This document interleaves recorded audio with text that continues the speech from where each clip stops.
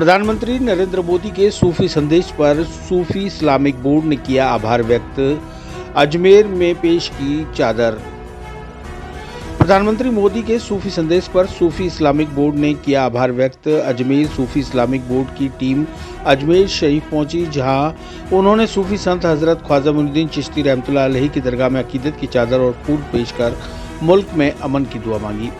इस मौके पर सूफी इस्लामिक बोर्ड के राष्ट्रीय अध्यक्ष मंसूर खान और नॉर्थ इंडिया वाइस प्रेसिडेंट एवं सर्वधर्म ख्वाजा मंदिर के संस्थापक एवं अध्यक्ष डॉक्टर सूफी राज जैन ने नरेंद्र मोदी द्वारा जहान खुसरो के सिल्वर जुबली समारोह के उद्घाटन अवसर पर दिए गए विचारों के लिए उनका आभार व्यक्त किया।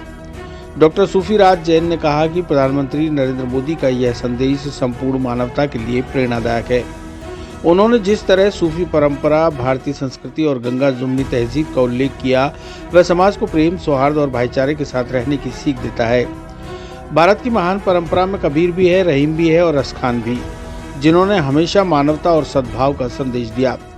सूफी इस्लामी बोर्ड का मानना है कि भारत की संस्कृति कभी भी भेदभाव में विश्वास नहीं करती, बल्कि सभी धर्मों को समान दृष्टि से देखती है। सूफी संतों ने सदैव प्रेम, करुणा और भाईचारे का संदेश दिया और प्रधानमंत्री मोदी ने इसी भावना को आगे बढ़ाने का कार्य किया है, जो अत्यंत प्रशंसनीय है। बोर्ड की टीम में अजमेर दरगाह में हाजिरी देने वालों में गुजरात हाई कोर्ट के एडवोकेट अनवर हुसैन, राजस्थान सूफी इस्लामी बोर्ड के अध्यक्ष सैयद गफ्फार अली फरीदी भी मौजूद रहे।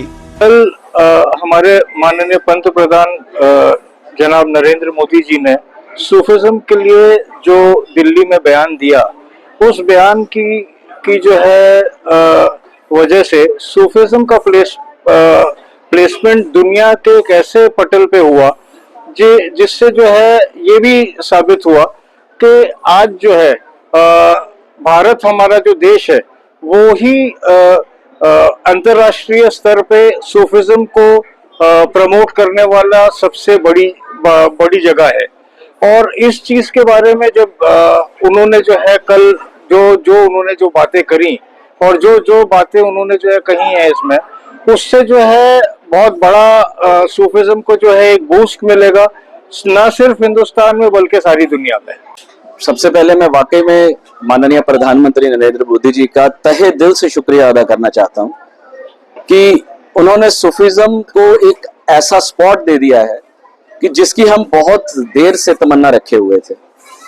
क्योंकि अभी तक हमारे भारत में जितने प्रधानमंत्री आए हैं, उनमें से ये पहले ही प्रधानमंत्री हैं जिन्होंने इस सब्जेक्ट को समझा, सराहा और इसे ऐसा एक मकाम दिया। और ये एक बहुत जरूरी मैसेज है, क्योंकि सूफिज्म ही बेसिकली अध्यात्म है और यही सर्वधर्म संभाव भी है। पूरे भारत को अगर हमें एक शक्ति दिखाना है, बनाना है और लोगों को पूरी दुनिया में इसका एक नाम दिखाना है, तो हमारे लिए ये सूफिज्म, अध्यात्म और सर्वधर्म संभाव, ये पूरा एक चैप्टर जो है, ये इसका बहुत बड़ा बेस बन सकता है। और इसके लिए हम लोग उनके शुक्रगुजार हैं कि उन्होंने हमें वो बेस दिया है। के नाम से भी आपने एक मंदिर बना रखा है जी, सर्वधर्म ख्वाजा मंदिर, और उसका पर्पस बनाने का यही है कि गरीब नवाज जो कि सूफी संत हैं भारत के सबसे बड़े, और सूफी संतों का संदेश रहा है कि हम धर्मों में नहीं बढ़ते, सिर्फ और सिर्फ इंसानियत का पैगाम देते हैं। तो उसी इंसानियत के पैगाम को पूरी दुनिया में आम करने के लिए सर्वधर्म ख्वाजा मंदिर की नींव रखी गई। देश और दुनिया के लिए सूफिज्म जो था वो एक अनछुआ पहलू था, और इस पहलू को जो यहाँ पे गंगा जमनी तहजीब के तहत जो उजागर करना, जो महामहिम जो प्रधानमंत्री जी है, उन्होंने जो इसको एक बीड़ा उठाया था और इस बीड़े को उन्होंने साकार किया है। प्रधानमंत्री जी ने अपनी पुरानी बातों में भी ये कहा कि जब वो गुजरात के मुख्यमंत्री रहते हुए उन्होंने जो कई सारे सूफिज्म के प्रोग्राम भी किए और सूफिज्म को जिस तरह से महत्वता दी गई और जिस तरह से गुजरात के सूफिज्म और सूफी कल्चर को जो प्रमोट किया गया, वही प्रमोशन जो है वो देश को भी देना चाहते हैं। और उसी को याद करते हुए कल जो प्रोग्राम जो रखा गया, उसमें प्रधानमंत्री ने सूफिज्म की बात कही। बात जो है वो बहुत पुरानी है। कुछ लोग जो है ये समझ रहे हैं देश के लोग के सारी जो घटना दुर्घटना हो रही है उसके जिम्मेदार अकेले और वाहिद प्रधानमंत्री है। लेकिन कुछ सियासी चीजें, सियासी गलियारे भी होते हैं जिसमें कुछ चीजें पॉजिटिव भी होती है, कुछ चीजें नेगेटिव भी होती है। तो ये है कि हमें जो पॉजिटिव जो चीज है उसको देखना है, पॉजिटिव बात को लेना है। जिस तरह से प्रधानमंत्री ने जो एक एकता का संदेश का, सौहार्द का, जो सूफीज्म का जो संदेश दिया, वो संदेश देश और दुनिया के लिए, तरक्की के लिए और विकास के लिए कामयाब रहेगा। चिरंजीवी भव भाग 1 7 चिरंजीवियों के रहस्य की वैज्ञानिक खोज करें।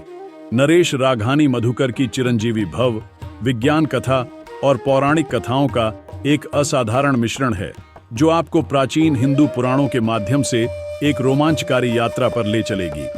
हिंदी और अंग्रेजी में उपलब्ध है। अपनी कॉपी आज ही बुक करें।